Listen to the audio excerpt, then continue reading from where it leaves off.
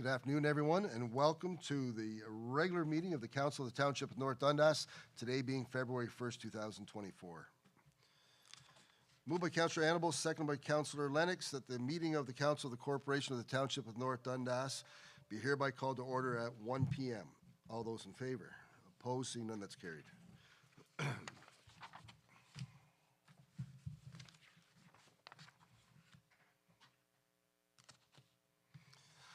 Any changes to the agenda as presented? Moved by Councillor Lennox, seconded by Councillor Annable, that the agenda be adopted as presented. All those in favor? Opposed? Seeing none, that's carried. Any disclosures of pecuniary interest or general nature thereof? Seeing none. Moved by Councillor Lennox, seconded by Councillor Annable, that the minutes of the special meeting of the Council of the Township of North Dundas held January 4, 2024 be approved as presented. All those in favor? Opposed? Seeing none, that's carried. Moving to action requests, and Mr. CAO.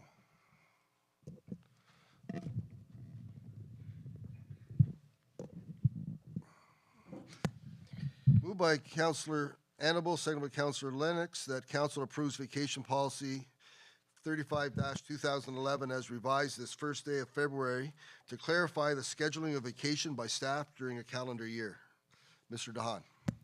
Thank you very much, and I'll be very brief on this one. What we're proposing in the change to the vacation schedule is just really putting in some what we'll call good habits in terms of making sure we're scheduling our vacation, and I know we're all guilty of it, and I'm one as well. If without that, and what this policy amendment is really going to do is require staff to, okay, let's put down when we're going to be planning to take vacation, and we're suggesting 70% of that vacation be planned by April 1st of the year, and that's not to say that it can't happen between January 1st and April 1st, and those vacation already started to be taken, but rather like let's get some of those things in the calendar, so from the department head manager level, we have a good understanding of when staff are going to be in, going to be out, make sure we're appropriately staffed during those absences, and that we have good coverage. So it's just a minor tweak, and it's again a way that we can all get into those habits of making sure we put those vacations into the calendar and make sure we take them. And there's nothing to say that with this policy that those vacation times can't change depending on what's going on, and or if there's something that comes up or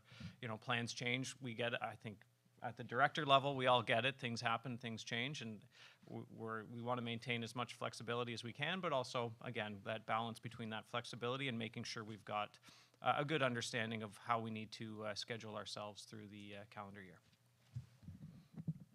Thank you. Excuse me. Questions, comments from members of council?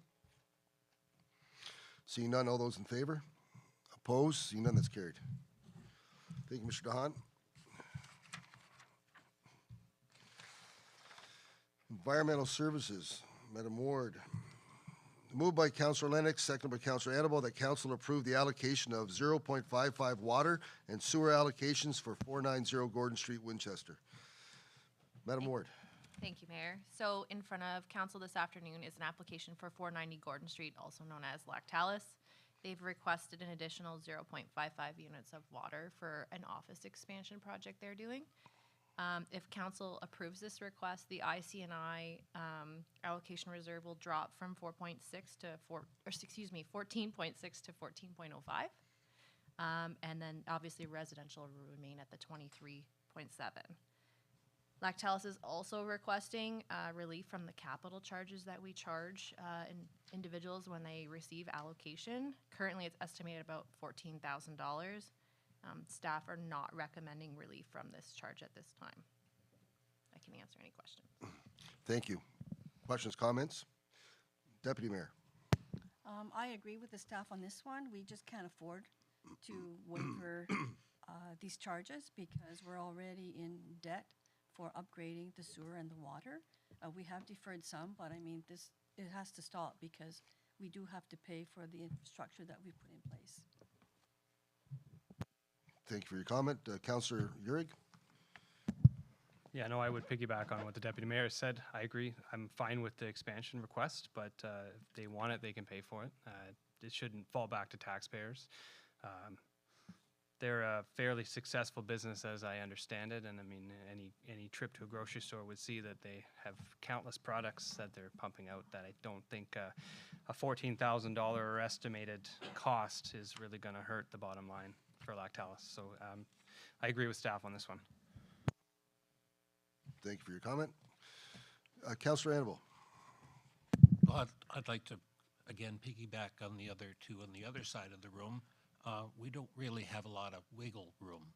Our backs are kind of getting close, so no, I agree with staff. Thank you, Councillor. Councillor Lennox. I'll agree with my peers up here and with staff that we should not waive the fee here. They're a business, they're growing, they can pay it.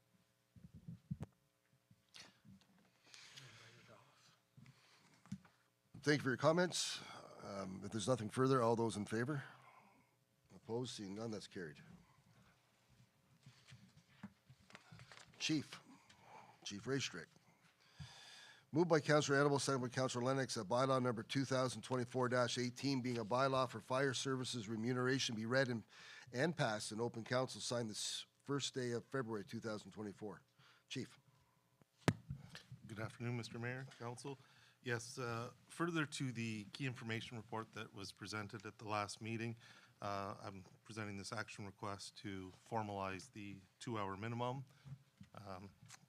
There were not a lot of questions last time, so I'll open it up to questions right away. Thank you. Councillor Lennox. You wanted questions, so I'm going to ask you, what is this new electronic time reporting system? So that is the one implemented here with all municipal staff. We've put fire on it as opposed to the former system that they used up until December 31st of 2023, where the hours were reported quarterly. This will allow us to track hours almost real time. As soon as the station chief approves the hours for the fire members, we'll know what the hours were at that time. So it will actually give us better budgeting as well. So incorporating this at this time is very seamless. Okay, perfect. Thank you. Yeah, and just since it's brought up, Councillor, I think of way back whenever I had the opportunity to be, I guess, sort of paymaster at the fire hall I was at, and it was pen and paper, and you hope you didn't lose the paper. And then that would go, I think we were submitting it once a year.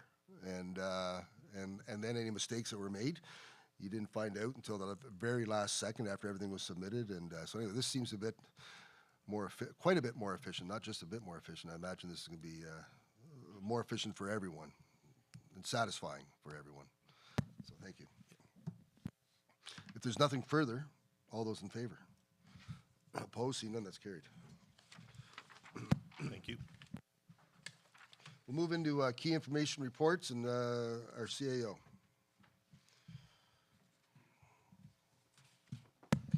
Thank you. And again, I'll keep this brief. The reason I wanted to bring this forward as key information report to council is we've been talking at a director level about just creating a comprehensive delegated authority bylaw, trying to, I guess, clarify roles, responsibilities, and what council is comfortable with being approved essentially at a staff level rather than potentially coming to council.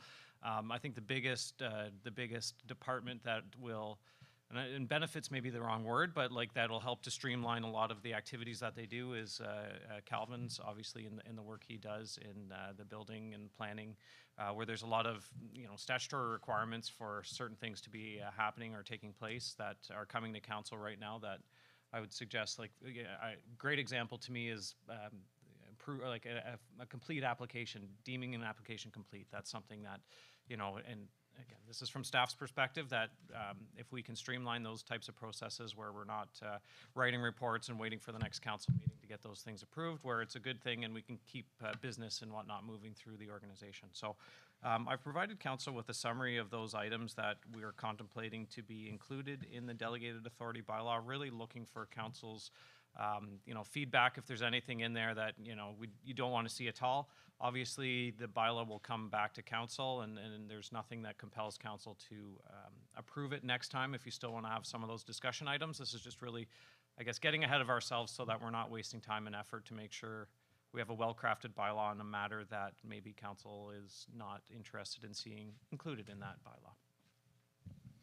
Thank you for that, Mr. DeHaan. And I see some hands. I see Councillor Urick, then Councillor Lennox. No, I'm in favor of this. I went through it fairly clear, and I mean, it all makes sense to me, and I'm all for improving whatever efficiency we can in terms of what things are passed and versus, holding up any sort of forward motion due to the cycle in which council meetings are scheduled. So no, I'm in favor of this, and I'm glad to see it. Thank you, Councillor. Councillor Lennox. I'm going to echo Councillor Urig's comments here. I'm definitely in favor of this. This streamlines the process. It's more efficient for your staff to move forward on projects and et cetera quickly without waiting for a hiatus in council meetings. I do have one concern. It's more or less, I'm interested in the language over insurance claims less than 50,000. For example, if a snowblower is stolen, and let's say the value of that was $1,000, do we really want to submit an insurance claim? I would much rather police report and pay for it out of pocket so our insurance issues don't perpetuate themselves. So when you bring this bylaw up, I would like to see the clear language in there and setting guidelines. And those are my comments. Thank you, Councillor. Councillor Annable. I think it's a good idea. It sounds more efficient. The only question I have is when a department head submits their report at council, could there be a list of things that have been passed? And then it's not like a surprise to us? Yeah, no, absolutely, and perhaps that's something I could have been a little more clear on my table summaries. That's often part of the delegated authority bylaw, is how you report back to council on those decisions that you've made on particular items, and again, kind of turning to planning and the work that happens there. There's often a report back to council at the next meeting in terms of an approval or an application or consent approved, those types of things. Good, thank you. Okay, and I as well, I support this. I've been fortunate to see the delegated authority here and at the county level, how that's been expanded, and how it's hopefully counters the thought many have that the wheels of government turn slowly. This is in one aspect where we're able to speed up the wheels of government and react in the appropriate fashion. And according to the expectations of today's society, if we all get better and more used to the idea of things happening quicker, to have things delayed. And I think of this meeting today and the next meeting on the 29th, for a reasonable decision to be made and to take it, to tell someone that you're going to have to wait 27 or 28 days to get the answer, it's no longer acceptable whenever these decisions can be made through this delegated authority, and I appreciate the efforts to get us to this point. So I guess we've heard the direction, and to Councillor Lennox's thoughts about about an update on that bylaw. I appreciate that. Thank you.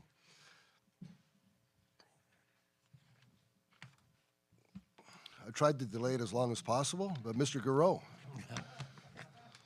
please come ahead and enlighten us with the municipal budget, the first draft.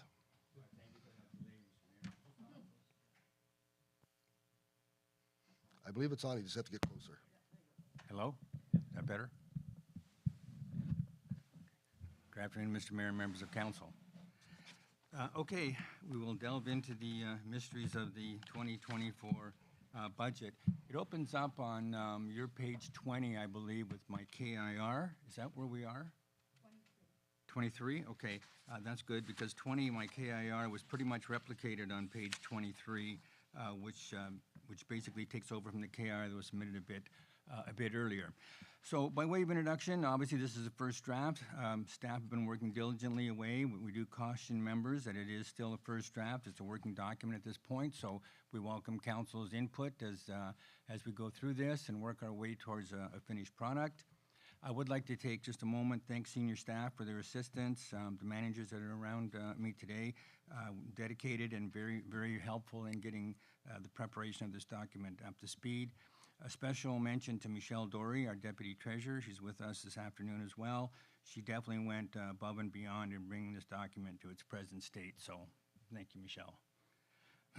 I also want to extend a sincere thank you to our interim CAO, Mr. DeHaan, for his assistance and guidance in driving the budget forward. So the format basically consistent with previous years. It's tab by department. Every page is sequentially numbered, and I'm going to get on with it and do a quick overview.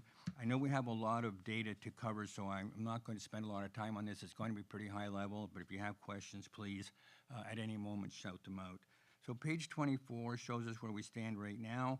There is a proposed levy at this point of $9,565,063, which represents an increase of $1,327,354 over last year, or 16.1%. And that is represented in a little chart at the top of page 24.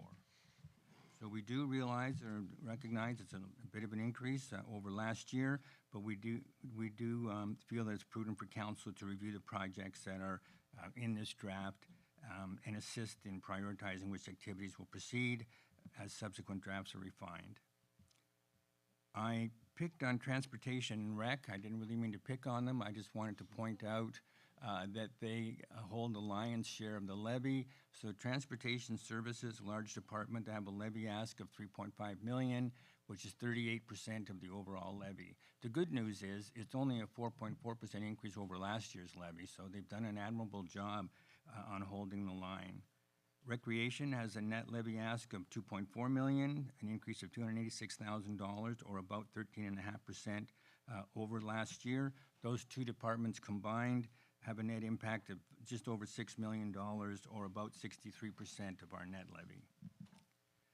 Some of the reasons for major operational increases: insurance, as everyone knows, is up 40% this year over last, and 2023 was up 52% over the previous year, and that year was up 50% over 2021. We budgeted for $926,000 for our insurance premiums this year. Just to put that into context, that's 11.2%. That one number is 11.2% of last year's overall levy, which was $8.2 million. 6 years ago, in 2019, the premiums were $174,000, so it represents an increase to date of $752,000, or 432%. Salaries and benefits: in the latter part of 2023, recommendations from the 2023 org review were implemented. This review identified new positions necessary to provide adequate services to residents and recommended adjustments to salaries to remain competitive and improve North Dundas's ability to attract and retain staff. So accordingly, the 2024 budget reflects those newly created positions and wage adjustments. Fuel costs: we budgeted an increase of 4.5%. Page 25. COLA, the cost of living, as per the latest CPI reports, was up 3.9%, which resulted in a 3% wage increase as per policy. Utilities: we budgeted 4.5% over the previous year's actuals, except for water sewer, which was budgeted 24% increase. Loan repayments: there is a detailed chart on pages 31, 32, which I'll skip for now, but it identifies all of our future financial obligations. I will speak to sort of the net effect of it, but it is a rather cumbersome document, and if there are any questions, we'd be happy to jump into them, but as I say, in the interest of covering all the data, I don't propose to get into it too deeply at this meeting. Capital projects increased approximately $3.4 million over 2023, of which 1.7 came from taxation in 23. In 24, there's an ask of 1.8 million coming from taxation. Finance utilized the 2022 and earlier years' year-end surpluses totaling $982,648 to address on finance capital works that had accumulated, as well as paying for some of the capital asset projects for 2024. That's broken down further on page 30. When I get there, I'll talk to you just a bit more, but just to let you know that one thing we did do to try to keep the levy increase down as much as we could was brought in almost $1 million of surpluses from previous years. So transfer from reserves, call it what you will. It was surpluses that had been recognized in 22, 21, previous years, and put into a reserve account. So we drew that forward into 2024 and used that roughly $1 million to finance capital projects that have been sitting and to finance some of the capital costs. Excuse me. At the bottom of 25, there's a little analysis of assessment. This is to put into context what it is that we're dealing with. The assessment in total is 2.4 billion. That's a billion, but that's the assessed dollars, not the levy.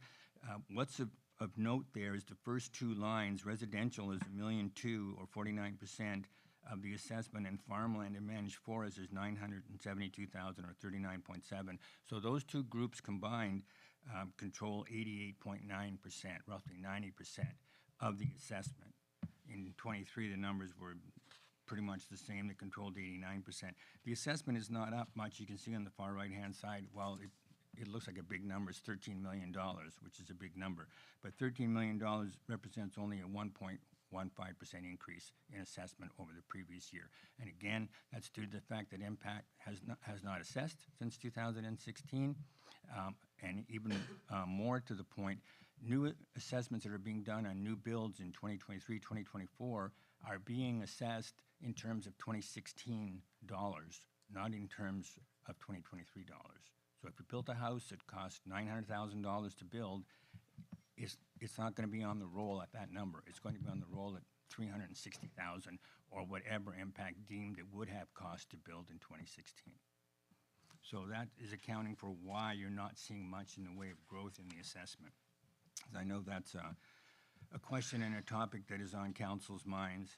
Page 26 follows from the assessment, except it takes the assessment, turns it into what taxation revenue can we realize from that assessment. And again, the two main contributors are residential and farm. So with the levy ask that I showed you at the very first of this presentation, that was $9,565,063. $6.496 million of that is coming from residential, or almost 68%. Farmland would be taxed at $1,310,000, or almost 13.7%. So again, as tax rates go and as levies go, they're controlling about 81, 82% of the total taxation dollars at the bottom. Excuse me. Page 27 is just a breakdown of the levy broken down between departments. So you can see the very bottom line underneath the column, the third column from the left, it says taxation levy 2024. The levy is $9,565,063, and what we did is broke it down between general government, fire, planning, etc. We showed the percentage that each department's levy is of the total levy, and the percentage increase for the year over last year. Page 28 is again just a breakdown of the taxation revenue by class. So again, the residential class is at the top. You can see it's a heavy hitter, a little over 6.5 million, and then it's broken down from there. Page 29, we're almost done. This is a synopsis of growth and the impact on the average residential taxpayer. So unfortunately, what happened in 23 was there was an error in some of the assessed properties where some farm properties were assessed as residential and showed up that way on the 2023 roll and were put in the budget that way last year, using obviously that 2023 roll. Those adjustments came throughout 23, and I don't know exactly when they started, March, April, May, June, but we had all of them by this summer, and we had to revert all that residential assessment. We had to change it back to farm taxation, which is what it should have been in the first place. So you might say to yourself, well, what's the big deal? We took $36,261,200 of assessment, and we took it out of residential, and we put it on farm. Well, the big deal is that the farm rate's 1/4 of the residential rate. So we lost $125,902.15 right there on that one line. So that really, when we say our levy was $8,237,000, we really we had to write off $125,000, almost $126,000. So that was one of the reasons why last year the growth looked so high. You can see on that chart, as per the impact numbers, it shows an increase of 4.11%. In fact, and that's based on the residential class, when you correct it and take that $36 million out of res and put it in farm where it should have been, you can see that the growth last year was really only 1.02. And that's important because this year's growth underneath it looked like it was a negative 1.85 because the opening res assessment was wrong. So once we fixed it, it actually showed growth of 1.15, which is the growth that we mentioned earlier. Okay, so how does all of that boil down to the average residential taxpayer? I've got the tax rates in there for what they would be in 24 if we did raise 9.5 million, and what it should have been in 23 to raise 8,237,000 using the corrected assessment. Our tax rate should have been 0.004701 instead of the number on top of 00462. So why that's important is the increase in taxation dollars is $1,327,354, which is a 16.1% increase. But the increase in the corrected tax rates is only 14.7. I say only, I realize 14.7 is still a large increase, but it does represent a slight differential. Probably of more importance is to the ratepayer, what is this costing me out of pocket? So the very bottom of page 29 shows that. We took a typical house assessed at $261,308. The taxes this year would be $1,408. Last year they would have been $1,228. So it's an increase of $180.37 per year, or $15 a month.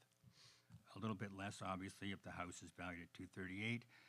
The annual increase would have been $164, and the monthly increase would have been $1369.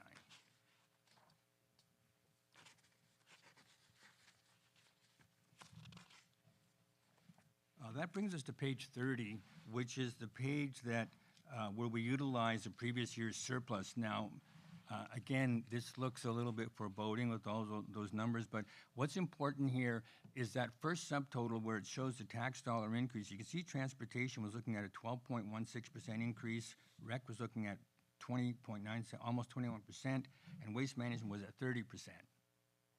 So we brought forward that $982,000, and you can see just underneath that, the surplus was utilized against on-finance capital, sorry, to the tune of $267,000 in transportation, and it was utilized against capital costs to the tune of $267,298. So when I say we divided by 2, that's what we did. We used half of that in each one of those 3 departments for a total of $982,000. And what that did, you can see how it dropped the rate increase in transportation from 12.2% down to 4.4. It dropped the rate increase in rec from 21 down to 13.5, and it dropped the rate increase in waste management from 30 down to 23.7. So it did have a positive impact, obviously, which we were hoping it would. Pages 31 and 32. I think if there are any questions on that, I'll turn them over to Michelle Dory. She prepared that document and could speak to it in detail. But the only thing in all of this that I really want Council, the takeaway from this page is on page 32 there, and this represents our existing loans at the end of 23, loans we think we will have in 24. It represents the unfinanced capital that I alluded to earlier, that it's either going to require long-term debt to finance that unfinanced capital, or it's going to require us dribbling those numbers into the tax rate somehow over a period of years. So we factored in all of those scenarios and said we're either going to have debt, which means we're going to have principal and interest payments, or we're going to have on-finance capital, a chunk of money that has to be financed over a period of time, and we're going to dribble that in over those various years. And you can see the years are laid out from 2024 all the way to 2039. But the takeaway here is looking at the column right on the far left, which refers to the current budget 2024. The total at the bottom of the page is $1,084,638.28. That represents the impact just this year, on just this year's budget, of financing that debt, of financing that unfinanced capital. And you can see how it spreads to the right into all the ensuing years. So, yes, 16.1 is a healthy increase, but we have some financial challenges ahead of us, for sure. I do believe that brings me to the end of my presentation, and Mr. DeHaan is going to take over on page 34, talking about the first department, which is general government, unless council has any questions for me. Well, thank you for your presentation, and I would take advantage of Michelle Dore's thoughts if she wanted to express anything on those pages. Certainly. if she has thoughts on that. Not that I'm quizzing you about anything, but I am interested in your thoughts. And then I'll get to the questions.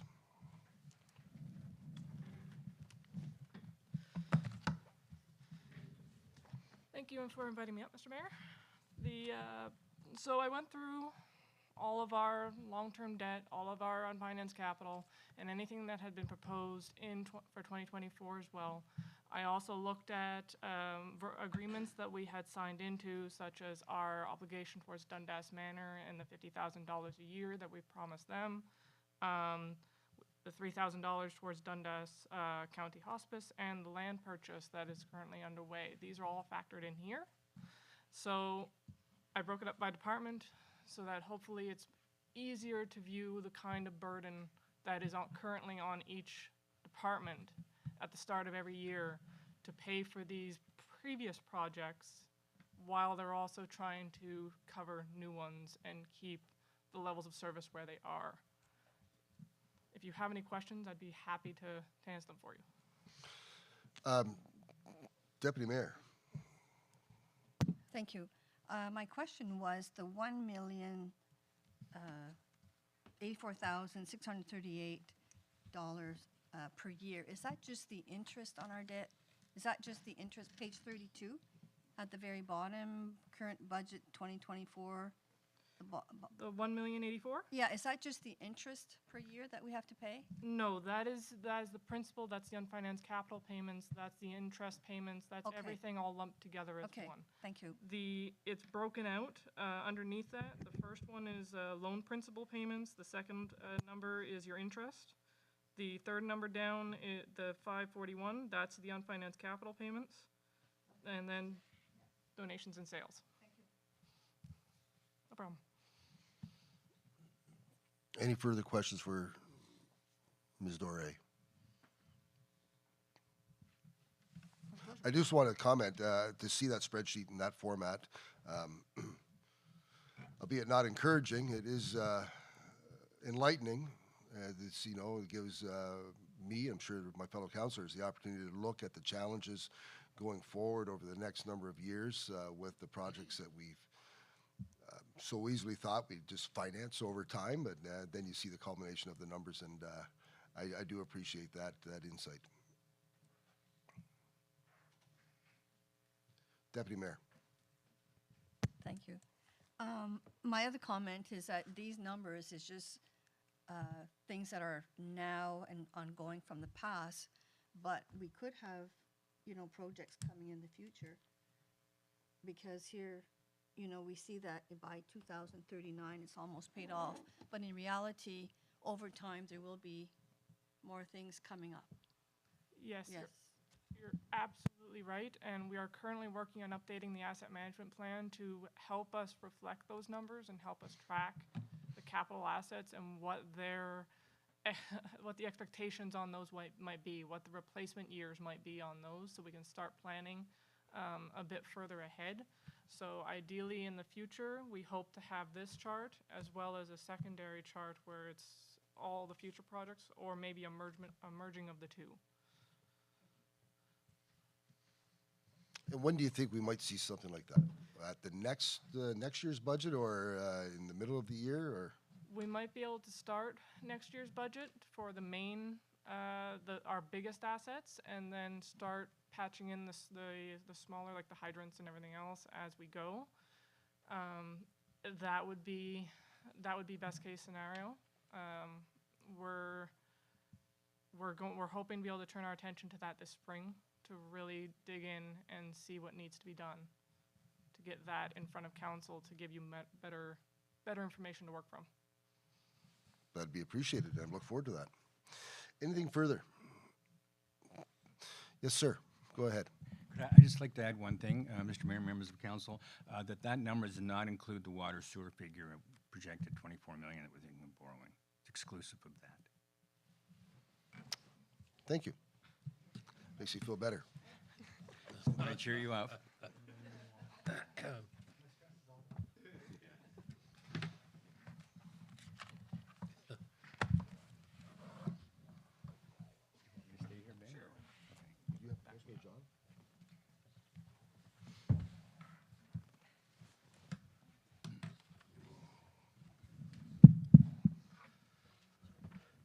good afternoon again. I do have a presentation to share just to help guide me through and keep me organized in terms of my thoughts. One thing, just backing up on some of the stuff we were just talking about, we've had at a director level discussion, even just starting with an equipment replacement schedule, equipment replacement plan, because there's quite a bit of equipment that the departments have, and I think particularly of fire and of course transportation. There's a lot of expensive and used pieces of equipment that need to be renewed on a somewhat predictable basis, and those are the kinds of things I know just in my other work that I do by kind of projecting out 10, 15 years. You have a good sense of how much we should be spending on a given year to maintain a reasonable budget level. And that's the kind of, ultimately, that's with all of that, that's asset management, and that's the kind of things we want to get into with using our obligations and what we have coming ahead of us, and provide that picture to council. So that's, I want to share that with you. The other thing is our Director of Financial Services was very kind to acknowledge the hard work of the directors and of Michelle and the hard work she did, and I want to echo that, but he didn't give himself enough credit, but do want to provide some credit to Mr. Garrow and all the hard work he did in putting this together, because it's, I can tell you this represents hours and hundreds of hours of collective work from all of us, so, and thanks to the stewardship of the gentleman beside me here.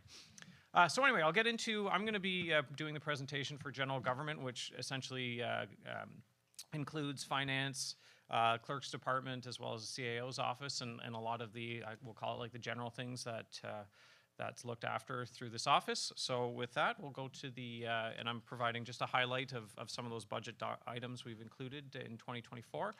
So first one I wanted to point out to council is the proposal to include $160,000 in the 2024 budget for some office upgrades. I've given a snapshot of some of the pictures, and I know council's been around the office, so you're familiar with many of these spaces and areas.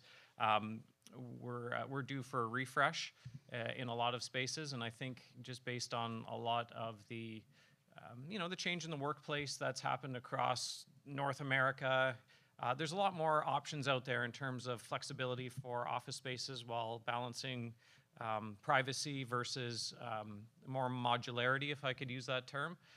As you can see in the one picture there, it's not that I have super wide shoulders, but we are challenged for space, and just by the way some things are laid out right now, and we think there's some opportunities to make more efficient use of some of that space.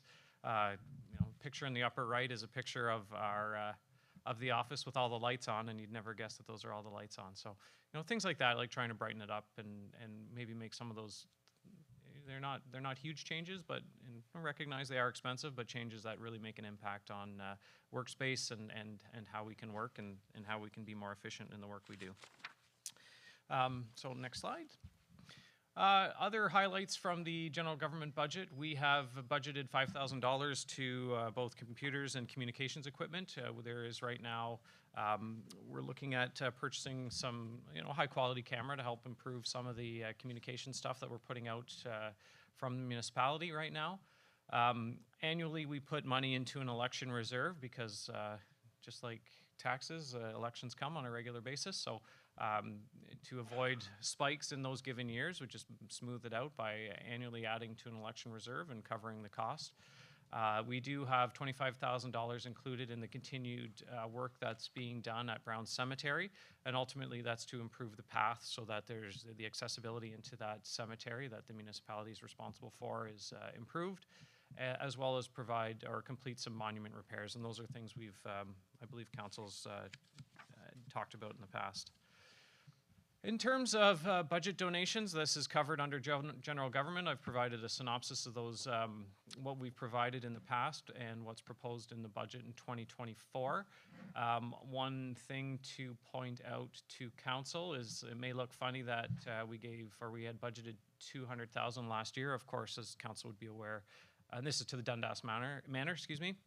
And as council is aware, the groundbreaking only happened at the end of last year, and my understanding is that the payment out happens as construction's taking place. So we've again budgeted $50,000, but we just put the money that was budgeted last year into a reserve, and we'll move it into 2024. So I think we're very much expecting that that will take place in 2024 in terms of our being able to provide them the money to do the work they're doing.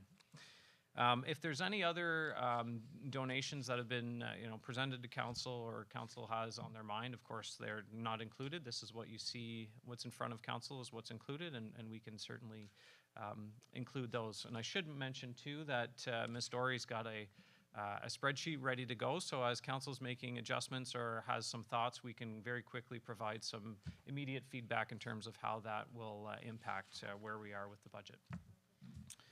Other cost drivers, and Mr. Garrow kind of hit on these already, but I'm going to touch on very specific ones in the general government budget. We talk about increased costs, and that's obviously one thing, but one item I've often in my municipal career, sometimes it's easy to forget, is that we actually have some decreasing revenues that also play against us and work against us. And two examples of those are supplementary taxes and a decrease in OMPF funding. So combined, you're looking at $66,000 of less revenue in 2024 when compared to 2023. And if you have very specific questions on that, I'm going to look to the man on my right to give the answers, because he is well more versed in that than I would be. We've touched on the real pressure we get from insurance. In the budget, these right now, the HR advisor, administrative assistant position is vacant, but it is included in the budget to be filled this year. We do have, as we normally do, a summer student budgeted this year, and we have we'll call it consulting support for accounting and year end, and trying to help with the support that's needed to be able to ensure that we get year end stuff done. And so we do rely on a consultant regularly to support that work. One item I do want to point out to council is that Dundas Manor's applied for a tax exempt status. I'm going to look here and you give me a kick if I'm saying something wrong. So it's a tax exempt status, and ultimately what it means is that will impact the ability to collect approximately $25,000 per year. If granted, it actually goes back 3 years. So in our budget, we've included a $75,000 write-off if that does materialize. And so, of course, again, that driving some pressures for the municipality.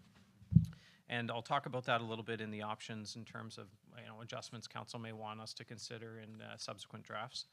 And lastly, Dundas Archives, that's an ongoing cost for us in terms of being able to support the continued housing and work of the archives. Other cost drivers to point out to council very quickly, of course, we do have the cost of doing business, so these are more operational, but I do want to point them out to council. As it is with anything, year over year, these costs increase. So we do have licenses for the general work we do, just like we have at home and in our places of other work. Of those programs that's in front of council, the two new ones that are proposed in the budget are Bamboo HR, which is actually just jumping onto the county's subscription for that. And ultimately what that is, it's actually a program. It's an individual essentially window for employees to be able to have all of their information in terms of vacation, making vacation requests, their onboarding tasks. It's a place that if they're doing training in the year, they can document it, and it's all kind of contained in one platform. So it's something we use at SD&G, and we have the ability here at North Dundas to jump into that. So we do have an amount of money budgeted in 2024 to implement that here. And similarly, as council I'm sure is well aware, we've gone to electronic records management, and that's through StoneShare. There are some improvements and some we'll call it efficiencies that we're proposing in 2024 as well to improve some processes. And that's really actually one of I think the biggest benefits. You can tell me if I'm saying this wrong, because it's really the accounting department that will realize the benefit. It's actually making sure that the electronic file records keeping can talk to the financial software. Yeah, I did it. Good. And then last thing to point out in terms of budget highlights is that we do have a water sewer study that is proposed in 2024. That's split between ourselves and water sewer. Next slide. Looking ahead in future financial obligations, there's a lot of them, but in general government, it's pretty, I would say, minor compared to the other pressures from the financing of projects. But we do have a commitment of $50,000 per year until 2029 to the Dundas Manor, and that's something council is committed to. So last thing, and I guess this is where council has that opportunity at the end of my presentation to provide some feedback on some things that we've identified council may want to consider. We have taken a very risk-averse approach to the potential write-off of Dundas Manor. So if council wants to be aggressive, we can remove that $75,000 loss of revenue, and if it doesn't materialize, then we've guessed correctly. But that's, again, we've been risk averse on this one, so we have included it with the expectation it'll take place. And I should say in that request for tax exemption, they don't necessarily go back those 3 years. No, they request that. They request it. I believe it's up to council whether you grant that or not. They'll get the first year, 23, I believe is the year in question. They'll be given 23 by impact automatically, then they'll request to go back to 22 and 21, but I believe that's at the discretion of council. Thank you. Of course, I showed very briefly the donations. If council wants to reconsider some of those donations that are included in the budget, certainly they have every right to do so. And, we're open to any discussion on certainly any items that I've mentioned today or anything that council's identified in that budget document that they'd like to have a little more information on. Thank you, Mr. DeHaan. So I think I will take advantage of how speedily we're moving along and to your requests and your thoughts about other adjustments, refinements to what's been talked about. Any initial thoughts, Deputy Mayor? My initial thought is, since the 50,000 will be a decision of council to do in the future if it comes, I would just suggest that you put an expense of only 25,000 for this year instead of 75, and then we'll see what happens. After that, we are the ones who will decide whether we will give them the credit for the other 2 years. Thank you. Any other thoughts? To the donations, and I look around, I guess, to maybe to Ms. Meerberg, and she might be able to recollect. Have we increased those donations? Do you recall offhand, or maybe Mr. Grow, increase those donations by a substantial amount in the last number of years? No, we haven't increased them at all that I know of. The only thing that's different is there's a $24,000 to Maple Ridge Cemetery that's been brought forward onto that slide. So if you're looking at last year's and you don't recognize the 24, that's because it was there, but it was just left in operational items. It wasn't identified as a donation. So that 24 is new on that slide, but it's not new to us. But the rest of the donations, to your question, have been the same dollar amounts for years. Okay, so thank you for that information. You agree with Mr. Gurrow? Yes, sir. It was just I believe the Chesterfield Green Action Gang, we gave a small increase to. Okay, thank you. So to my fellow councillors, what I'm suggesting is that these have been donations that we've been making on a regular basis because council, in essence, feels that it's important that we make these regular donations. But when we see the impact, and if we don't do things on a regular basis with the cost, the increases with inflation, COLA, 3% a year or whatever the number is, $1,000 or $1,500 is quite a bit different today than it was 10 years ago. And just for consideration from council, and so it can be brought up at a later date, I'm just mentioning that maybe we should consider thinking about treating these groups that we make donations to in a more, I believe, more appropriate fashion, and consider that what the cost of living increases are or have been. And I'm not suggesting we enter into a debate now about either one, but just food for thought for the future.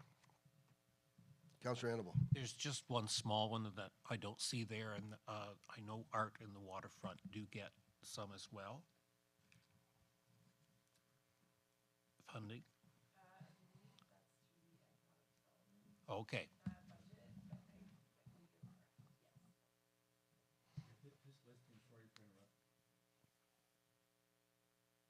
This listing, sorry for interrupting, it's just for admin. There are other groups on the recreation tab, and I believe under economic development as well. There's at least 2 other schedules similar to this one, but we only included our own department in this one.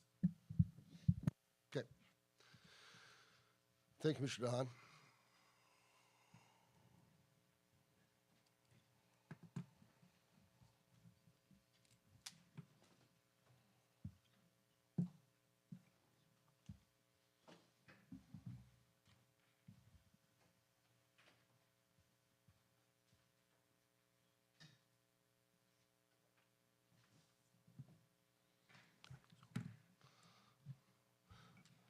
I'm not quite sure of the schedule, but go right ahead, Chief.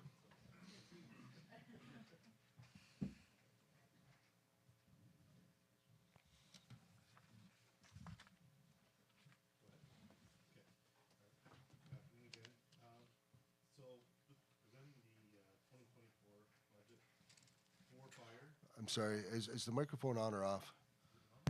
Sorry. Madam Clerk, we could just get that taped on. Because it's, You want me to just talk louder? no, it's almost a regular occurrence. Yeah, sorry. So yes, presenting the 2024 draft fire budget. So physically, the fire department has not changed. Still, we have 4 stations located in Winchester, Chesterville, Morwood, and the substation in Hallville. Structurally, we have changed in 2023 with the 1 chief model, where we currently have 1 chief, 4 station chiefs, 4 deputy station chiefs, 4 captains, including fire prevention and education officer and a training officer, as well as the firefighters. These dedicated firefighters meet in the stations for training, practice, and discussions at least twice a month. Last year, 2023, the fire service, we responded to 213 calls, up from 138 in 2022. So we have seen an increase again as the pandemic rolls away from us and is nothing but a distant memory, hopefully. We did get a grant for $26,500 from Firehouse Subs. We have just received them on Monday of this week, the hydraulic combi tool to put into use in Station 1. This will update an aged hydraulic system they had. We have 84 firefighters on the roster. We have just hired 13 new firefighters, bringing our total to, with retirements impending, we'll be down to about 92 or 93 at that point. So those firefighters have taken the NFPA 1001 Level 1 and 2 certifications. Almost all of them have taken them, and they are continuing in 2024 with the 1072 certification. In 2023, 32 took the Level 1 and 2, and in 2024, we will have 47 firefighters taking the hazmat awareness and hazmat operations. Part of the reason for that larger number is the new hires plus the people who took their firefighter 1 and 2 certification. And there were some individuals who opted out of taking the fire 1 and 2 last year due to family commitments or whatever it is, a large commitment. And they have jumped back into the mix for 2024, which is great news for all of us because we won't be losing those people that already have some experience. So it's nice to have them. The other thing with the 1072 awareness training and operations training, you will not get your firefighter level 1 or 2 certificate until you pass those 2. They're called co-requisites, So they have to pass all 4 of these courses to actually become a firefighter. Okay. This training, type of training will continue into 2028. The NFPA 1001 and the 1072 will continue indefinitely. Into 2028, and this will be up to council's discretion when we get into technical rescue training, and that will become possibly even more expensive and more time-consuming. So that is, those will be decisions that council will have coming in the near future regarding our training.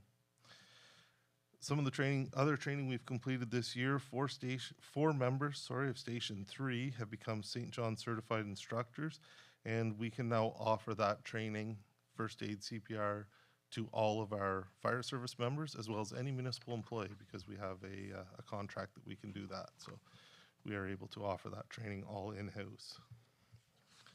Sorry. No.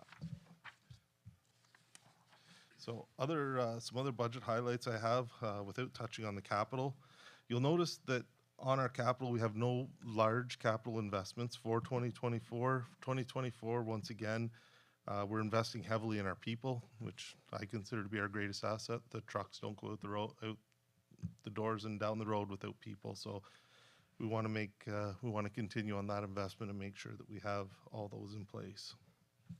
So this year's training budget has increased again slightly, as more personnel will be taking external courses that cannot be offered in-house. It is anticipated that once trained, these courses will be delivered in North Dundas, which will substantially reduce the financial impact of that training.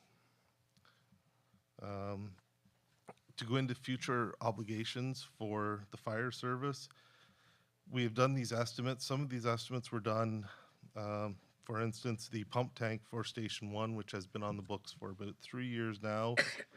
The estimate was done in August at $710,000. One of our neighbors just purchased a virtually identically spec truck, and it was $804. So we're seeing significant increases in our assets. Okay. In that, for the future obligations, a transfer to 2024 will assist in offsetting the impact of some of these purchases. To maintain our current fleet of fire apparatus at today's value, and that was using the value of $710,000, and a replacement of 25 years, it is estimated that we will need to transfer approximately $225,000 annually. This does not include the replacement of SCBAs, which will have to be replaced and new in service before 2030. Thank you. Questions? Thank you, Chief. Questions, comments, members of council? Excuse me. Chief, I just wonder, upgrades for self-contained breathing apparatus, SCBA shuttle, that's assigned to Station 2? So what that is, currently we've been looking at our vehicles that we have in service. The air shuttle is a 2002 X ambulance, and we are looking at possibly removing that truck from service and outfitting one of our pickup trucks with the ability to carry the bottles back and forth from the fire scene to the fill station. A little easier to drive a pickup truck than it is the ambulance, and more effective use of one of our assets. Okay, thank you for that information. Okay. Others? Councillor Lennox. The 7,500 for the training facility upgrades, do you know what they're planning from the training committee? So one of the upgrades that we are looking at for that is the ability to do active live burns. As we become more certified and we get people taking their instructor 2 and their instructor 3, we will be able to do the live burn training here in North Dundas, which again will save us more money rather than having to rent a facility or send personnel to an RTC for live burns. Okay, great. Thank you. See nothing else. Thank you very much, Chief. Thank you.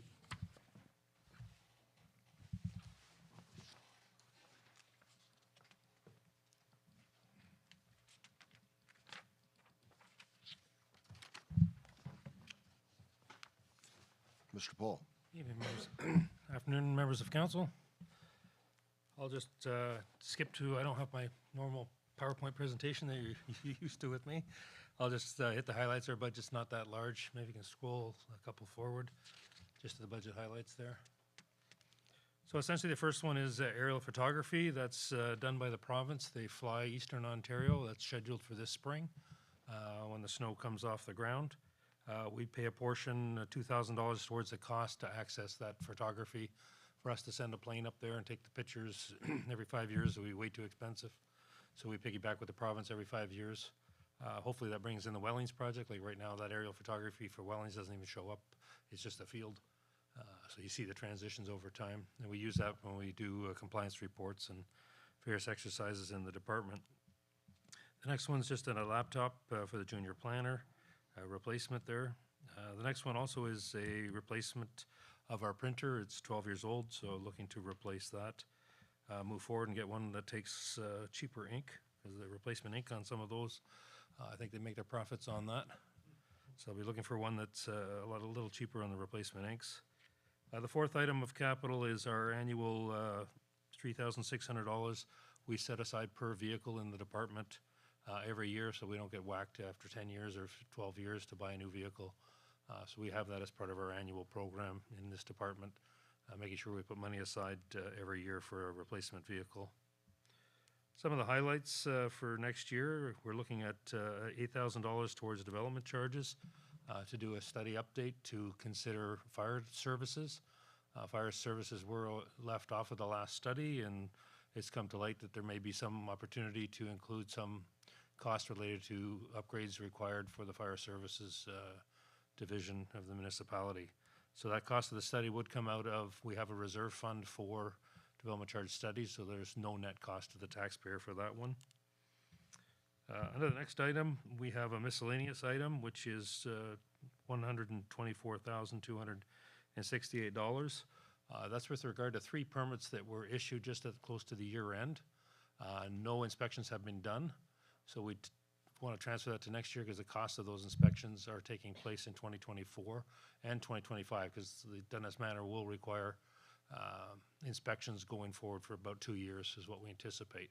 So that we have money set aside for those inspections, and that cost recovery follows that actual building permit. So there's 3 there. There's Wellings, Prem's building, the 28 stacked townhomes. So that permit has been issued, so that we've taken money off for the actual preparation and review of the permit itself. Those costs have been taken off.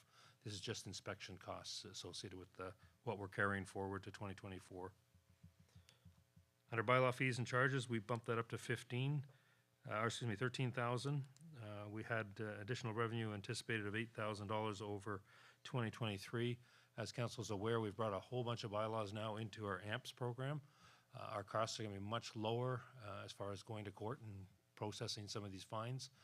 It's all done internally now, so there's a lot less cost for us and more revenue.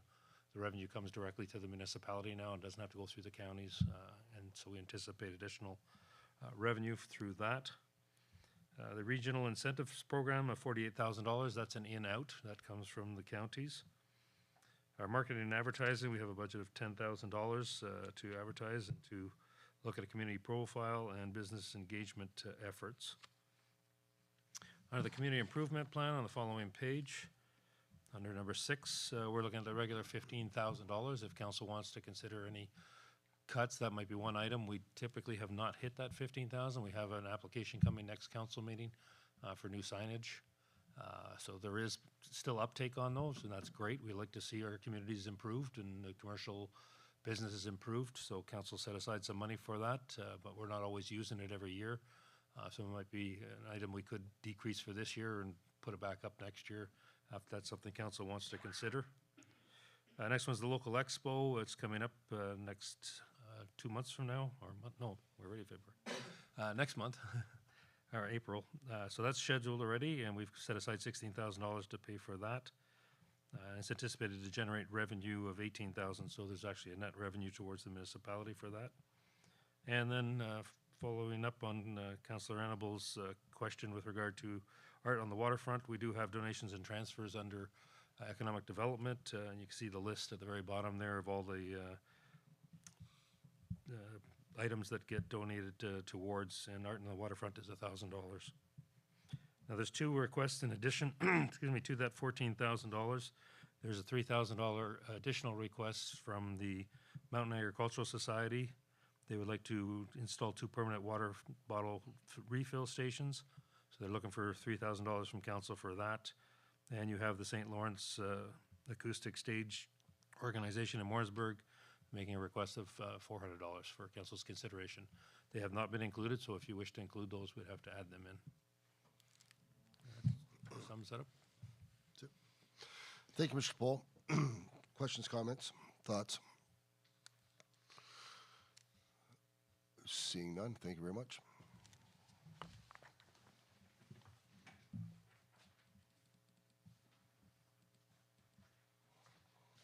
Mr. Cheney.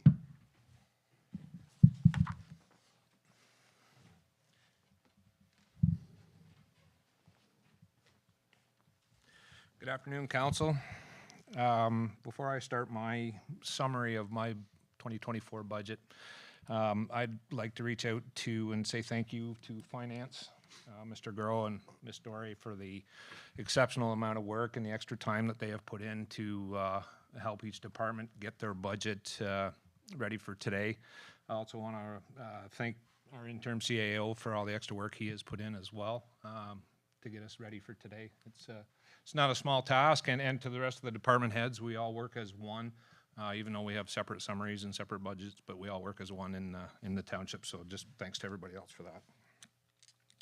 So I'll just touch on some highlights as well today for council, and if council has any questions, by all means, jump in, or we can, I'll be more than happy at the end to answer any.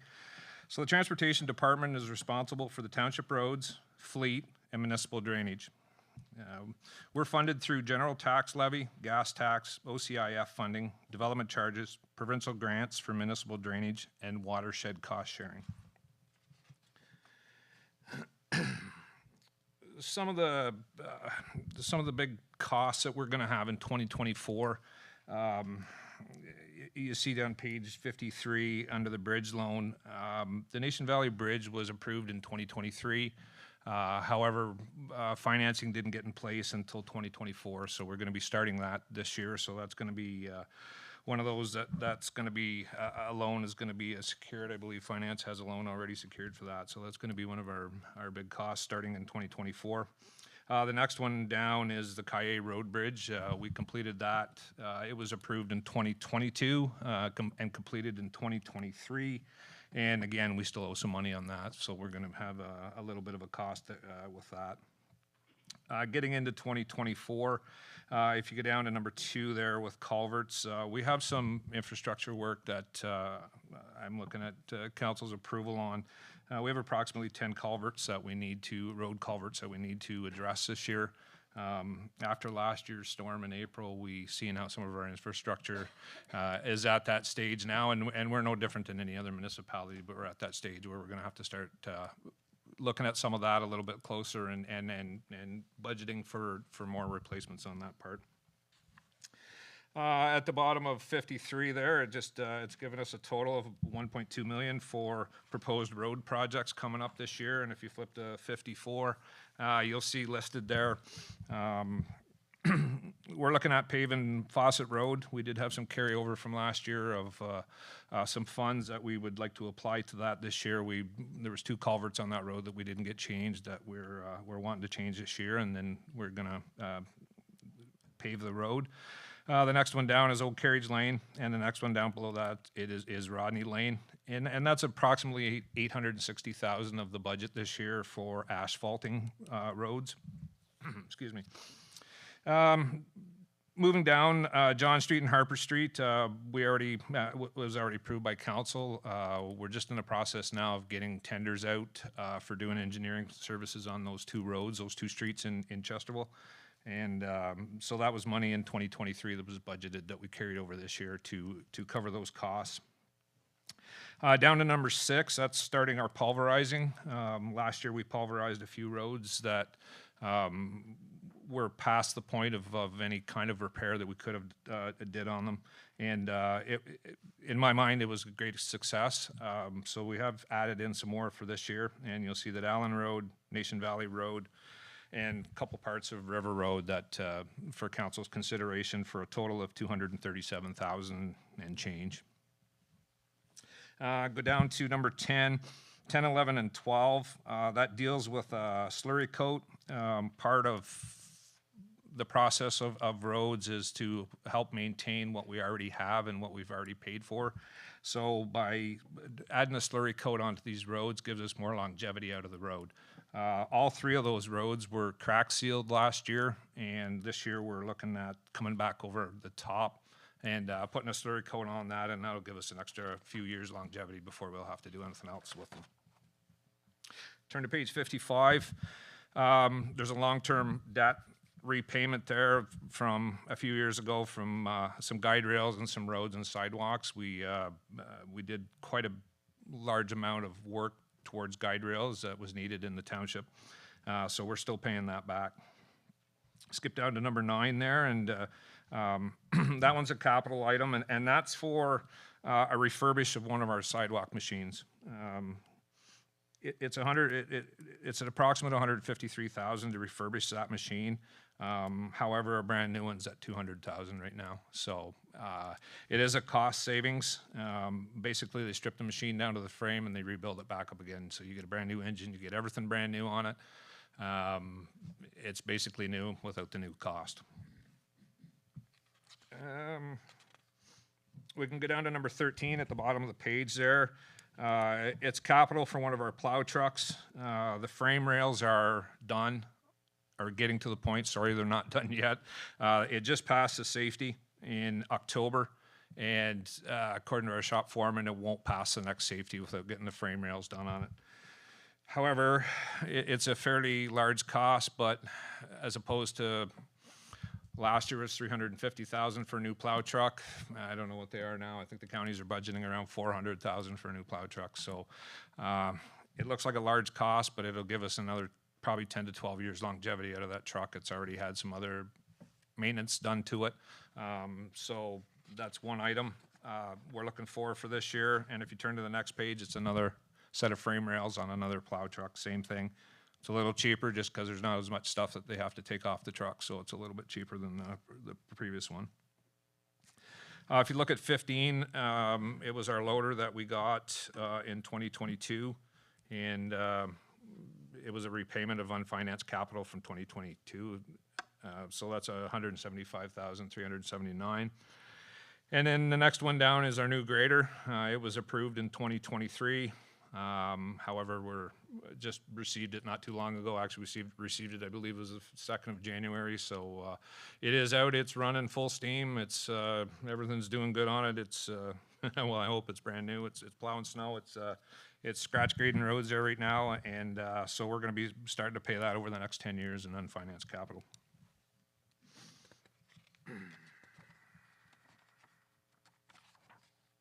If we go to page 57.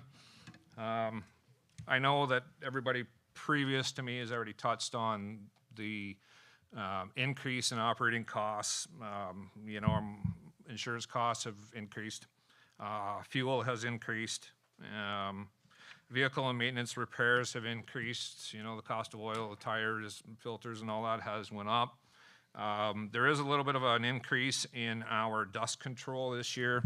Under all 6 municipalities joined together for one tender, and in that tender the company had a 3% increase as cost of living, so that has been implemented this year. So there is a 3% increase on the cost of our dust control. However, our budget is still the same as it was last year, so we can still do it this year for the same as last year.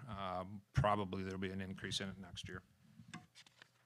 And if we turn to page 58, under future financial obligations, so transportation has budgeted $574,000 in debt repayment in 2024. In 2025 and 2026, this annual debt repayment value is approximately $525,000, reducing to approximately $430,000 in 2031. So luckily, it looks like it's going down a little bit, but like the deputy mayor was saying earlier there, that there's always costs sometimes spring up that we're not planning or budgeting for, and let's hope that this year, that spring, we don't have one like we did last year and have a whole bunch of extra costs in road failures and culverts. So, and that's it for me for my budget summary. Thank you, Mr. Cheney. Thoughts, questions, comments? Deputy Mayor. Good afternoon, Mr. Cheney. You're the one who has, the biggest budget. So I know. Okay, so item number 9, for me, it's page 75. I don't know where you're getting your page 50-something, but it's Oh, sorry. about the 153,000 to refurbish the sidewalk. Okay, you made a quick reference to a new one would be 200 and some. So my question, I would like to know exactly, is it 200, is it 210? Because to me, to spend 150,000 to refurbish an old machine, and if it only costs, I know I hate this is going to increase the budget, but my business brain is saying, sometimes you pay a little bit more, you have a warranty, and you have a new machine. So I would like to know what the cost of a new one would be in comparison to spending 153 to refurbish that. You didn't actually mention this, but in one place you're saying it's $30,000 for new signs to see the speed limits go down to 40 kilometers in all the hamlets. I really would love to see that, but at the same time, I'm thinking we have a really heavy budget this year, and I don't mind if that waits another year. I'm waiting, for Impact to catch up with us and show us all the growth that's coming next year, and maybe be able to absorb some of these costs. And anyway, that's my opinion. For sure, and to that, Deputy Mayor, I have been in discussion with the counties about, and if you look like underneath the other council, considerations and stuff, we probably could save approximately 30,000 on putting signs up. We'd have to come into agreement with the counties and sign county roads on the entrance and the exits of all our towns and hamlets, and put a 40-kilometer-an-hour sign. That means the whole village, like take Winchester, for instance, on, Main Street, both ends, 40 kilometers, that means the whole town now is 40. And that's something that the counties are more than willing to come into an agreement with us. So there is a cost savings there of if council should decide that. Okay, I'm just trying to understand what you said. So you're saying if we do this alone, it's going to cost us $30,000. If we do which I have seen in some villages where they say, they put the 40-kilometer sign and they say within the limits of this village, this kilometer applies, which maybe the counties would pay for. Maybe, but I probably think that the township, seeing how we initiated, would probably have to come up with some kind of cost on it. It wouldn't be a huge cost, the 35,000 that we've estimated, that's every street in every town or village and hamlet in township in North Dundas. If that's just one sign on either side, depending on the length of the street, you may need 2 signs. So that's an approximate cost. We could save 30,000 of that approximately just by signing the roads in the county, on the county system, basically. Put in, might cost us 5,000, probably not that much, but that's kind of a little bit of a high budget. And then sign that, but like I said, we would have to come into some agreement, because then who's responsible for them? The way it stands now, if it's a county road, counties are responsible for the signs, and they're responsible for stop signs on township roads, and they're responsible for the name signs. So if we come in agreement with the counties and we put 40-kilometer-an-hour signs on their roads because we want it, chances are we going to be responsible as the counties? It's not that it's the end of the world if we're responsible. We do signs now as it is anyway. So that's something that we would have to work out, but there's probably at least 30,000 there we could save. I like that part. Thank you. Further questions for Mr. Cheney? Councilor Urick.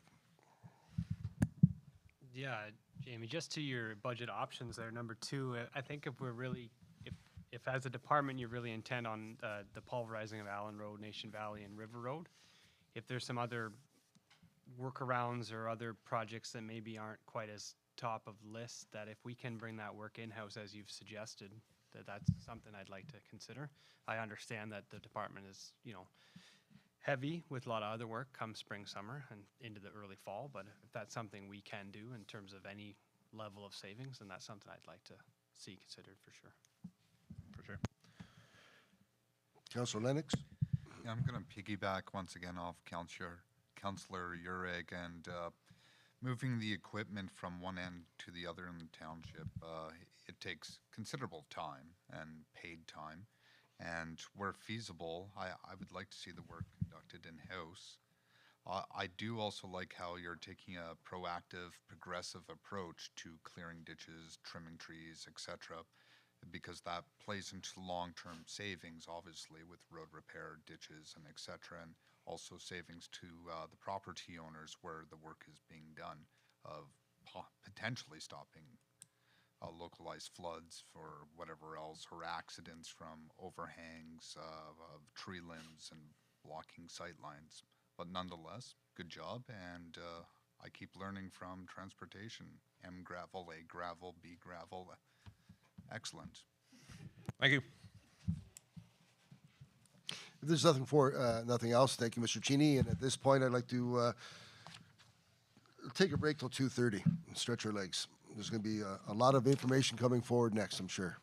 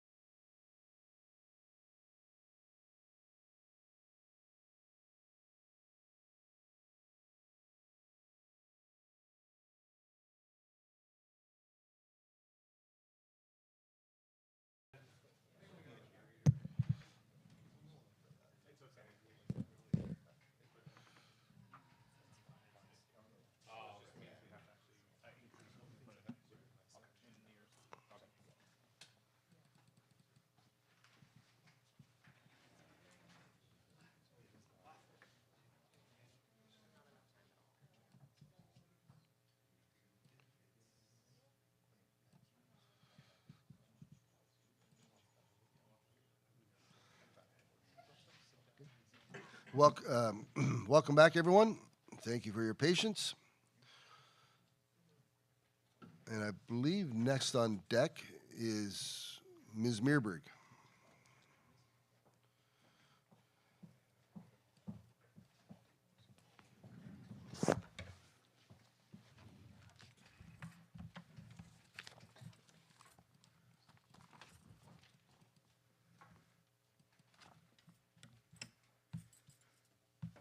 Hello there.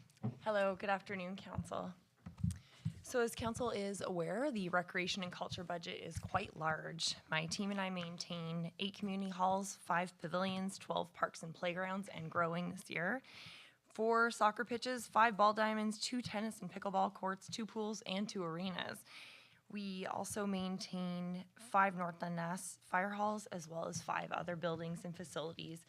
I'd like to thank our facilities manager and lead hand who have joined me here today to help address council's questions. They're just in the back. And I'd also like to thank our recreation supervisor and admin assistant, the finance department, and our interim CAO, because it was definitely a collective team effort. So thank you. So in going over the recreation and culture department's proposed budget for 2024, I'm just going to hit a few highlights for council.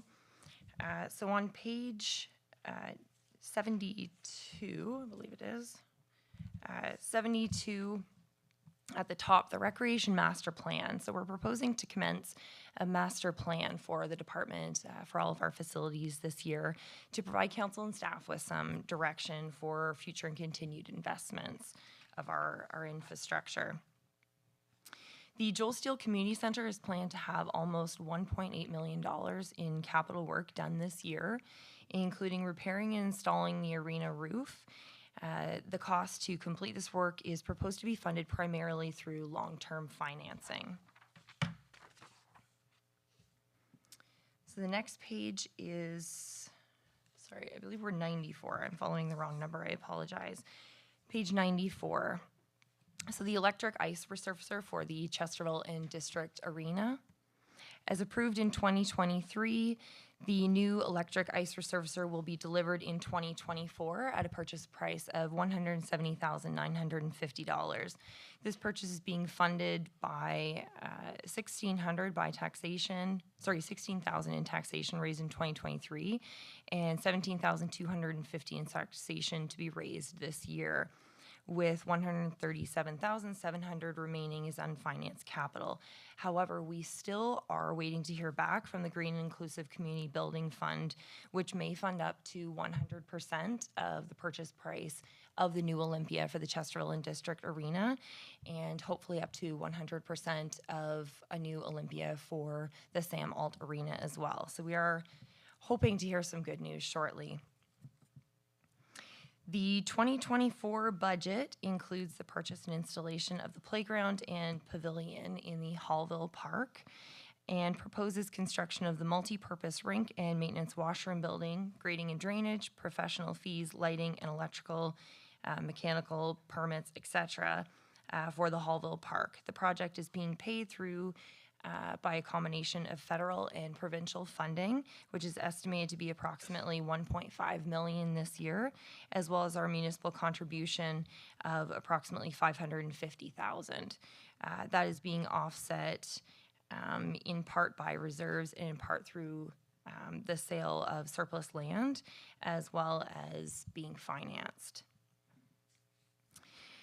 This year, we are developing the Wintonia Drive or James Street Park in Winchester. So that's including the playground that will be purchased very soon, and as well as some park furniture. This is anticipated to be funded through development charges and a donation from the developer with no anticipated impact on taxation. Oshman Park, so that is on page 95.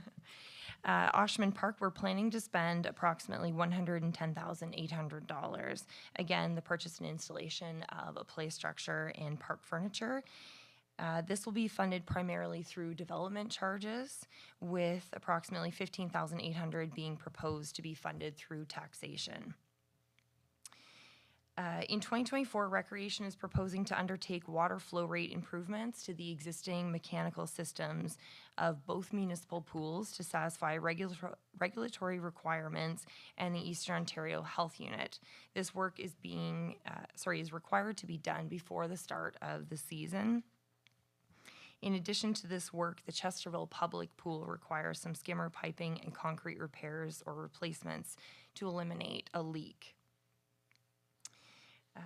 The Recreation and Culture Department is also proposing to purchase an AED unit for each pool, as well as replace the existing pool house doors on the Chesterville and Chesterville Public Pool. The total estimated cost for the pool work is approximately $209,000. Page 97.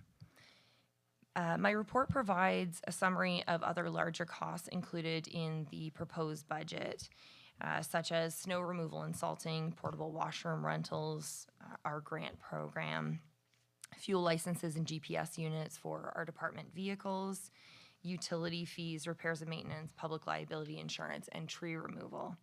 The items listed in my report, so those items account for almost $1.2 million of the 2024 Recreation and Culture Department draft budget.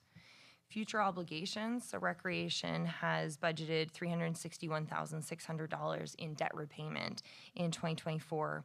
In 2025 through 2027, this annual debt repayment value is approximately $310,000, reducing to approximately $160,000 in 2039. And not included in the future obligations chart is the necessary replacement of the Chesterville and District Arena roof, which is anticipated to cost approximately $1.3 million. And we hope to begin that work next year. In my report is also a list of budget options for council consideration. Does council wish for me to go through these items? No, Ms. Mabry, I think that your budget options that you're referring to are well outlined. If there's any questions to any of those options, I'll allow council the opportunity. Councilor Lennox. Yeah, I'm just looking at item number 18, dog park.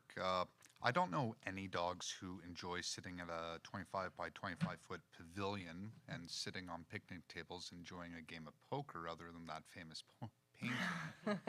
So maybe we could remove the 25 by 25 foot pavilion, a fence and the footings for the fence, and maybe for 1% of that cost, a picnic table or two. Those are my thoughts with the dog park. I do have a question about the electric Zamboni. When are we receiving those? We're hoping to get the one that was ordered for Chesterville in approximately August, but we're trying to get the charging station first that we can get that installed. Okay, cool. And what's the issue with the electrical circuit breakers in Chesterville? The distribution panel? Yeah. So the panel is old.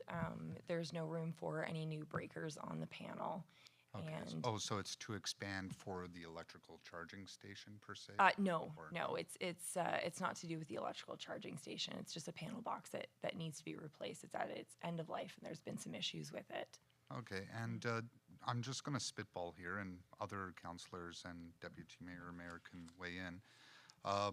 We hear the term pulverizing a lot from Jamie, and there's cost savings and deals there. For some of these pathways, especially Harmony, for instance, I don't know what type of gravel it is, but it's that very thin, flat stuff that's easy to walk on, push strollers on, and et cetera. Would that be a more budget-friendly approach opposed to paving a stretch, or? So I believe you're referring to stone dust. We could look into that. The issue is that the pathway has grass on each side, so I don't know how long that would stand up. But we could certainly look into that. Yeah, it's just spitballing ideas here to, as you said, keep services running a level of expectation from the community while being budget conscious. So, but that's all I have for thoughts. Thank you, Councillor. Furthers, Councillor Urick. Yeah, I'm just going through the list here of, in particular with the Joel Steele Community Center and the Sam Waltz Arena, and just kind of the sub items here underneath it.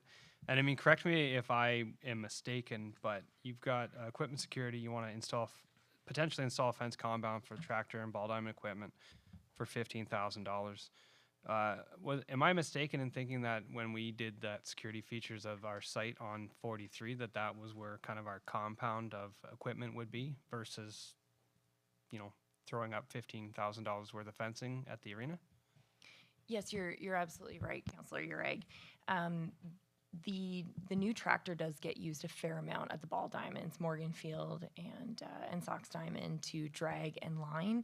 So it is a benefit rather than driving the tractor back and forth almost daily or every couple days, to have it secured at the Joel Steele Community Center. Just that it is secure and much more efficient for time.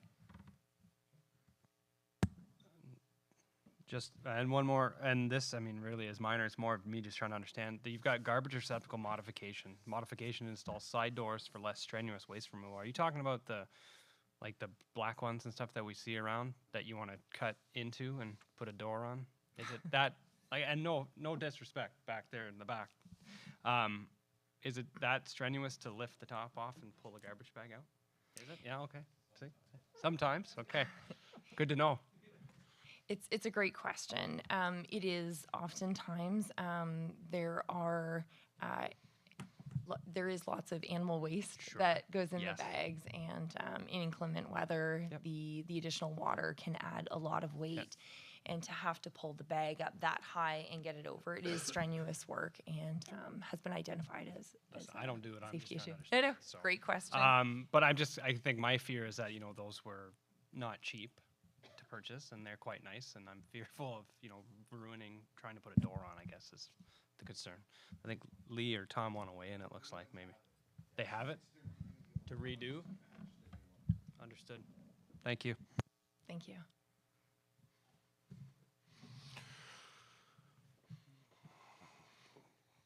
Please, there's been big numbers thrown about, Ms. Meerberg, but are there more big numbers or more discussions or more things you'd like to bring to our attention? I believe that's all, Mayor. I'm happy to add more numbers, though, if you like. With the negative sign in front, of course. Okay, well, I appreciate that, and really this was the exercise for today, is to go through these presentations from the directors to get an idea of their thoughts and the thoughts of the staff and how we came to be where we are. And I look forward to the opportunity that we're going to have to take as council to drill down and consider our thoughts and make sense of our thoughts, and ask the questions of the directors over the next 2 or 3 weeks, so that when we meet again on the 29th, that we're making a movement ahead to a conclusion, and maybe at that point we're able to be of one mind and come to a conclusion, but maybe not. But definitely we need to have a fulsome discussion on the 29th of February, and for that to happen, we need to make sure we visit the directors and express our thoughts and get some clarity, so that whenever we get together on the 29th, we can be productive with that meeting. So thank you, Ms. Meerberg. And thank you to everyone. And I do want to echo the sentiments that have been expressed. Thanks to Mr. Garreau, Ms. Dore, for all the work that took place. I'm sorry. I don't have the list. Danielle. But still, I'll express thanks again, John.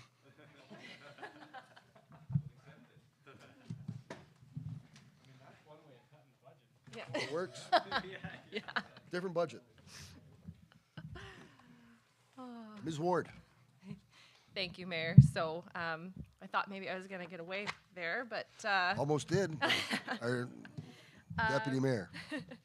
So this afternoon, I'm here to present the environmental services budget. So council will recognize that this does not include water and sewer, obviously, so that will come at a separate date. So the environmental services department in this taxation budget looks after waste management and stormwater management. So some of the highlights, in 2024, we're mainly going to be planning for the shift of recycling responsibility to the province and to producers. So that's what our team is focusing on in waste management. So I thought I'd start with waste management, and then we would just end with stormwater, Mayor. So I put a package in front of council this afternoon.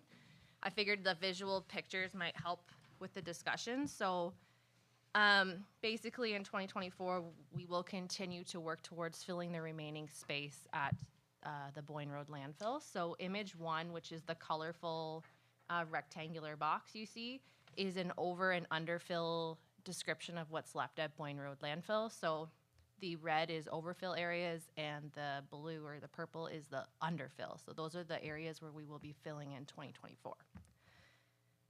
With regards to capital in 2024, this image is also a good reference point because the landfill expansion, which is well known to council at this point, will be moving forward in 2024 with some minor works to be completed to get us ready for 2025, where we will do a full pad expansion. So image number 2, which is the second image in your package, sort of outlines that. So council is probably very familiar with the Boyne Road landfill as it exists, which is in the blue. The solid yellow section is where the expansion will be happening in 25 and forward. So in 24, we will be doing some minor site works, including removal of some trees and some grading in that solid yellow area. As well, the hatched green area will be up for discussion later on this year for managing leachate and drainage in that area as well. So that's the main works in the capital projects for waste management there. We also have a request for $120,000 to be added to the truck reserve. And the reason for this is because we have 2 trucks that are 5 years old, both with over 100,000 kilometers on them. Moving forward, we would like to put money into reserve every year to be able to accommodate the purchase of a new truck once it reaches its lifespan. In 2023, we had issues with truck number 45, so that is the truck that we will be looking to replace with this contribution and next year's contribution. The truck will be ordered in 24 and be delivered in 25. And that, again, will replace truck 45. And then the final works is the $150,000 contribution to the landfill reserve. And the reason why we are requesting that is to smooth out the up and down that would be required to do different capital construction works at the landfill. So there will be some years where we will require a significant capital investment and then other years where we will not. So that just kind of smooths out that rate to the taxpayer. And that's pretty much it for the landfill. And then stormwater, I did add 2 photos at the very end. So stormwater is very minor budget for council. Council will recall in 2023, it was the first year the stormwater budget actually came before council. Previous to that, transportation used to have a few line items for it, but since we have taken over stormwater from the province, we have moved it to its own budget. And the only increase that council will see is in materials and supplies, and that is to repair some of the items that we are finding as we move forward. The 2 images I've provided you are just examples of some repair works that we had to complete in 2023, which we weren't expecting, and we do fully expect in 24 as we continue doing projects to find similar issues to this. That's it, Mayor. Short and sweet. Any questions? Yes, I'm sure there are. Councillor Urick. Yeah, thank you for that, Danielle. Mine is in particular about the contribution to collection truck reserve. I guess the first question is that typical lifespan of those trucks? Is like that 5 to 6 year window just based on their use and the way they're used and driven daily and stuff like that? So through you, Mayor, to Councillor Urick, it is very typical to see a 5 to 7 year window span. It depends on the kilometers a truck is utilized. So in the cities, they last longer because they don't travel as far. But in our circumstance, being a rural area and having hundreds of kilometers of roads to travel, as council is aware, there is a lot of wear and tear on these vehicles. We did purchase these vehicles with a grant in 2019, so the tax base has never actually had to pay for collection vehicles to date. So this will be the first time we've contributed towards a new collection vehicle. Okay, Cool. And then secondary to that, with the known changes coming to the recycling program and everything, are the trucks going to need to be outfitted the same way? No, yeah, so thank you for that question. It's actually going to cost us less money for the new truck. The new truck will be a single rear compact truck instead of dual stream. Perfect. So it has reduced the cost of that truck. Excellent. Thank you. Thank you, Councillor. And Councillor Lennox? Councillor Ureg actually asked my question regarding recycling game and everything coming up next year. But I guess I'll modify it. With that forecasted, are there any potential savings next year to the taxpayer? Could you forebode on anything? Yeah, certainly. So through you, Mayor, we will see a reduction in our contracted services section in the waste management budget, which is a 40/30 line. If council wants to reference it, I can send you that amount. So we'll see probably about $130,000 savings in that line item at least. And then there might be some other savings to be seen, but that again won't occur until 2025. And then what council wishes to do with that, we could use it to, increase our contribution to landfill reserve or elsewhere if they decide to do that.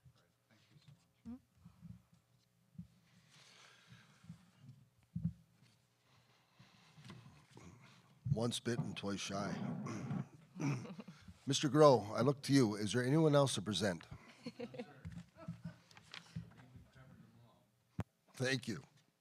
And again, I appreciate all the effort that went into this, and the questions asked by members of council, they're good questions that have been asked, and I do appreciate all the efforts of Mr. Garreau and Ms. Dore. Thank you very much. So I'm going to move to the consent agenda.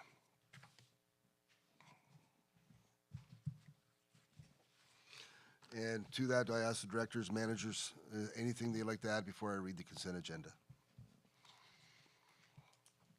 Moved by Councillor Uhrig, seconded by Deputy Mayor Bergeron, that all items listed under the consent agenda be approved or filed as recommended. All those in favor? Opposed? Seeing none, that's carried.